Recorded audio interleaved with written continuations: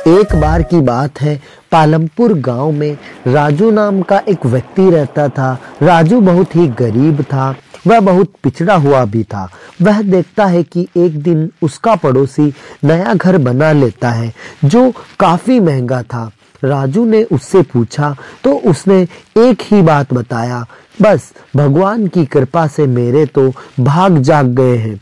यही बात वह सबसे पूछता तो सब उसे यही जवाब देते कि बस उनका भाग्य जाग गया है।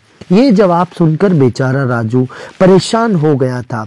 एक दिन वह दिन में ही सो जाता है, तब सपने में वह देखता है कि उसे कोई कह रहा था, जाओ और जगाओ अपने भाग्य को। तभी स्वप्न में ही राजू पूछता है कि आखिर मेरा भाग्य कहाँ जाकर सो रहा है, पता नहीं मेरा भाग्य कहाँ और कब और कैसे जागेगा।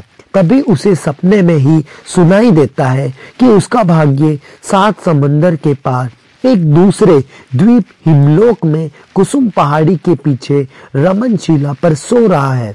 उसके पास जाकर अगर तुम उसे जगा दो तो तुम्हें निश्चय ही निर्धनता और परेशानियों से मुक्ति मिल जाएगी। यह देखते ही अचानक उसकी नींद टूट जाती है। वह उठ जाता है और सोचता है कि क्या यह सब सत्य है। वह सोच ही रहा था कि तभी उसे एक नक्शा दिखाई देता है। वह नक्शे को देखता है और उसे सपने के समान ही नक्शा देखकर आश्चर्य होता है। राजू अब उसके पीछे की सत्यता जानना चाहता है। अगले दिन ही वह अपने भाग्य की जगाने हेतु निकल जाता है। वह चलते चलते थक जाता है और एक पेड़ के नीचे आराम करने लगता है। तभी वह वहां बैठा ही होता है, तभी उसे किसी के रोने की आवाज आती है। वह चारों तरफ देखता है परंतु उसे कोई दिखाई नहीं देता है। तभी उसे फिर से रोने की आवाज आती है। इस बार वह देखता है कि रोने की आवाज उसे उसी पेड़ में से ही आ रही थी। तभी वह बोला, हे पेड़ जी, आखिर आप क्यों रो रहे हो? तभी पेड़ बोला, हे राह चलते जहांगीर, आखिर तुम कहाँ जा रहे हो? मेरे रोने के कारण यह है कि मेरे ऊपर एक भी शाखा पर इतने घने पत्ते नहीं है कि मैं तुम्हें छांव दे सकूं, फिर भी तुम मेरे नीचे विश्राम कर रहे हो। आखिर क्यों? तुम भी काफी परेशान लगते हो। तभी राजू बोला, हाँ पेड़ भैया, मैं भी अपनी जिंदगी से परेशान हूँ। मैं हमेशा ही दुखी रहता हूँ। लोग कहते हैं कि यह सब तुम्हारे भाग्य से लिखा है और भाग्य का लिखा कोई नहीं बदल सकता। जिस दिन तुम्हारा भाग्य जाग जाएगा तुम्हें ये सब दुख नहीं सहन करना पड़ेगा। बस मैं वही अपने भाग्य को जगाने जा रहा हूँ। थोड़ा थक गया था इसीलिए यहाँ विश्राम करने लग गया हूँ। तभी पेड़ बोला, क्या तुम सच में अपने भाग्य को जगाने ही जा रहे हो? यदि हाँ तो क्या तुम मेरा एक काम करोगे? अगर हो सके तो तुम्हारे भाग्य को मेरे पत्ते पीले पड़ने का कारण भी पूछ लेना, मैं तुम्हारा आभारी रहूंगा। राजू ने कहा, जरूर, मैंने तुम्हारी छांव में विश्राम किया है, मैं अवश्य ही तुम्हारी मदद करने का पूरा प्रयास करूंगा। इतना कहकर राजू पेड़ से विदाई लेता है और आगे बढ़ जाता है। वह कुछ ही देर चलने के बाद बहुत ही प्यासा हो जाता है। वह आगे बढ़ ही रहा होता है कि तभी उसे एक झील दिखाई देती है। उसमें पानी पीने के लिए जैसे ही वह आगे बढ़ता है तभी उसे पुनः रोने की आवाज आने लगती है और गौर करने पर राजू को पता चलता है कि यह आवाज झील में से ही आ रही थी। तभी राजू बोला, हे पूजनीय झील, आखिर तुम क्यों रो रहे हो? तभी झील बोली, हे सज्जन, आप मुझे पानी मत पीजिए क्योंकि कुछ दिनों से यह बहुत खारा हो गया है, इसीलिए जो भी इसमें पानी पीने आता है मुझे बहुत ही भला बुरा कहता है, इसीलिए कृपया आप मुझसे पानी मत पीजिए। राजू फिर भी अत्यधिक प्यासा होने के कारण पानी पी लेता है और बोलता है, यह तो बहुत अच्छा पानी है, धन्यवाद आपका। तभी झील बोली, वैसे आप कहाँ जा रहे हैं राहगीर?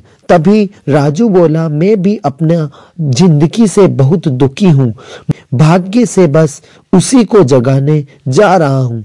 तभी झील बोली, है राहगीर, मेरी छोटी सी मदद कर दो, कृपया मेरे पानी के खारे हो जाने का कारण जरूर से पूछना। तब राजू बोला, जरूर, मैं आपकी मदद करने का पूरा प्रयास करूंगा। और राजू आगे बढ़ जाता है। अब राजू आगे चलते चलते एक नए राज्य में प्रवेश कर जाता है। यहाँ वह देखता है कि राज्य का राजा बहुत ही दयालु है, परंतु फिर भी राज्य में कई सालों से अकाल पड़ रहा था। राजा हर नए से नया मसला वहां आजमा रहा था। राजा हर नए मेहमान का स्वागत करता था। राजू का भी वह बहुत स्वागत करता है। राजू से पूछा, महर्षि, वैसे आप कहाँ जा रहे हैं? तभी राजू ने कहा, राजन, मैं बहुत दुखी हूँ, लोगों की सलाह से बस अपने भाग्य को जगाने निकला हूँ। तभी राजा बोला, हे राहगीर, मैं और मेरा राज्य तुम्हारे आभारी होंगे अगर तुम भाग्य से हमारे राज्य में अकाल का कारण पता कर लो। तभी राजू बोला, हे राजन, आपकी दयालुता के आगे मैं विवश हूँ, मैं अवश्य ही आपकी समस्या का पता जरूर लगाऊंगा। इतना कहकर राजू फिर आगे बढ़ जाता है। चलते चलते आखिर राजू 7 समुद्र पार हिमलोक पर्वत की कुसुम पहाड़ी के पीछे आखिर उस रमन शिला तक पहुंच ही जाता है। अब वह देखता है कि यह कोई स्वर्ग से समान नजारा था। 1 मिनट के लिए वह चुप सा हो गया। तभी उसी दिखाई देता है कि यहाँ उसके भाग्य विधाता श्री गणेश जी महाराज विद्यमान थे। गणेश जी को देखकर राजू उन्हें प्रणाम करता है और बोलता है, हे प्रभु, आप मुझे स्वयं यहाँ बुलाया है, कहीं मैं मर तो नहीं गया हूँ और मैं यमलोक में तो नहीं हूँ, परंतु मेरे कर्म भी इतने अच्छे नहीं है, फिर ये सब क्या है? तब गणेश जी बोले, हे राजू, घबराओ मत, तुम अभी जीवित हो और मैंने ही तुम्हें यहाँ बुलाया है। ये सब तुम्हारे अच्छे कर्मों का ही फल है। मैंने तुम्हारे भाग्य से तुम्हें जानबूझकर दूर रखा था, लेकिन तुम कठिन परिस्थितियों को भी पार करके यहाँ तक आ ही गए। मांगो, तुम्हें यहाँ क्या चाहिए? तुम्हारी कोई भी एक इच्छा मुझे बताओ। तब राजू अपने स्वार्थ को त्याग कर बोला, हे प्रभु, मेरी स्वयं की तो कोई इच्छा नहीं है, परंतु मेरे मन में 3 प्रश्न हैं, कृपया करके इनके उत्तर मुझे बताइए। ठीक है राजू, मैं तुम्हारे 3 प्रश्नों का उत्तर दे दूंगा, लेकिन याद रहे मैं केवल तुम्हारे एक ही इच्छा को पूरी करूंगा, तुम सोच विचार करके बताना। राजू बोला, ठीक है प्रभु, मुझे स्मरण है। मेरा प्रश्न इस प्रकार है कि राजू रास्ते में ही मिले पीपल, झील और राजा की समस्या के सम्मुख रख कर देता है। तभी गणेश जी बोले, क्या तुम बस यही जानना चाहते हो? क्या तुम अपने भाग्य को जगाना नहीं चाहते हो? तब राजू बोला, हाँ प्रभु, यही मेरी इच्छा है, क्योंकि मैं अपने स्वार्थ के लिए उन लाखों लोगों को भूखा देखना नहीं चाहता हूँ और सबकी मददगार झील और पेड़ के आंसुओं का बोझ नहीं देख सकता। इसीलिए कृपया करके आप मुझे उन 3 प्रश्नों का हल बताने की कृपा करें। तभी गणेश जी बोले, तुम धन्य हो राजू, जो सुनो, जिस पीपल की तुम समस्या लेकर आए हो उसके तने के नीचे जड़ों में अपार धन संपदा है। इस कारण उसकी जड़ों का विकास अवरुद्ध हो गया है। यदि उसे कोई हटा दे तो पेड़ हरा भरा हो जाएगा और जिसे झील की तुम बात कर रहे हो उसका पानी पीकर आए हो, उसके नीचे कोयले से निर्मित हीरो का अपार भंडार है।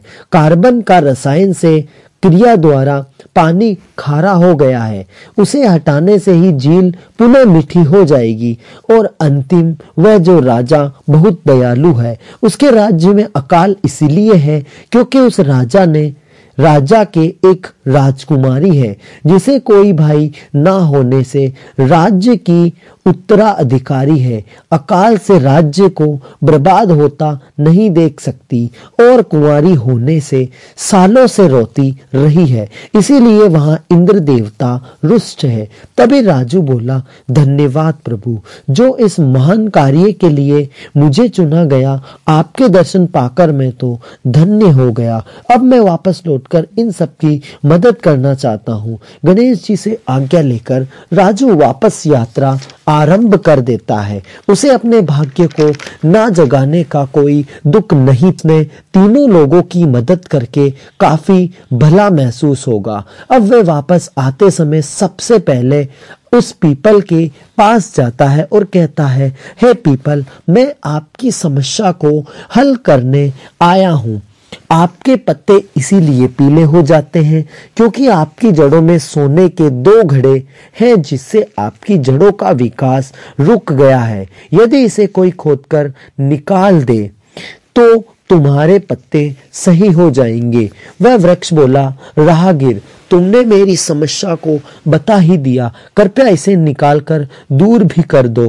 राजू ने ऐसा ही किया और घड़े पेड़ के पास रखकर बोला, ये लीजिए, मैंने अब इन्हें निकाल दिया है, जल्द आपके पत्ते ठीक हो जाएंगे। चलो अब मैं चलता हूँ। तभी वृक्ष बोला, अरे भाई राजू, रुको, मैं भला इन घड़ों का क्या करूंगा, इन्हें तुम ही रख लो। राजू बोला, अरे नहीं नहीं, ये आपके हैं, इन्हें मैं कैसे रख सकता हूँ। परंतु पेड़ के बार बार जिद करने पर राजू उन्हें रख लेता है और आगे बढ़ जाता है। अब वह झील के पास जाता है और कहता है, पूजनीय झील, मैं तुम्हारे पानी के खारे हो जाने का कारण पूछ चुका हूँ। मुझे पता चल गया है कि तुम्हारे नीचे कार्बन निर्मित कुछ हीरे के भंडार है। इस कारण कार्बनिक जल से तुम्हारा पानी खारा हुआ है। यदि इन्हें कोई हटा दे तो यह पुनः मीठा हो जाएगा। तब झील बोली, कब तक भला बुरा सुनती रहूंगी, भले मनुष्य, कृपया तुम ही इसे हटा दो। राजू उन हीरों के ढेर को बाहर निकाल देता है और झील के किनारे रखकर कहता है, ये लो झील देवता, अब मुझे आज्ञा दे। तभी झील बोली, अरे राजू रुको, भला इस ढेर का मैं क्या करूंगी, तुम्हारी वजह से मेरा पानी मीठा हो गया है, वही पर्याप्त है। मेरी तरफ से इस ढेर को तुम ही रख लो। पहले तो राजू ने मना किया, परंतु झील के विनम्र निवेदन को राजू ठुकरा ना सका। अंततः वह उसे भी रख लेता है और आगे बढ़ जाता है। अब वह उस राज्य में जाता है जहां कई सालों से अकाल पड़ रहा था। राजू को देखकर राजा बहुत प्रसन्न और खुश होता है और कहता है, राजू तुम आ गए, पूरे राज्य को तुम्हारा ही इंतजार था, बताओ कैसे ये अकाल दूर किया जा सकता है। तब राजू कहता है, राजन, तुम्हारी राजकुमारी के द्वारा राज्य का आर्थिक संकट देखा नहीं जा रहा है। वह रोज रोती है, वह अविवाहित है, इसीलिए उन्हें चिंता है। इंद्र देवता यहाँ रुष्ट है। आपके राज्य का आर्थिक संकट तो मैं दूर कर दूंगा और पेड़ व झील के प्राप्त संपूर्ण धन संपदा को वह उस राजा को दान कर देता है। राजू का ये त्याग देखकर राजा व राजकुमारी बहुत प्रसन्न हो जाते हैं। राजकुमारी के कहने पर राजा राजू को ही उसका वर चुन लेता है और समस्त राज्य को सौंप देता है।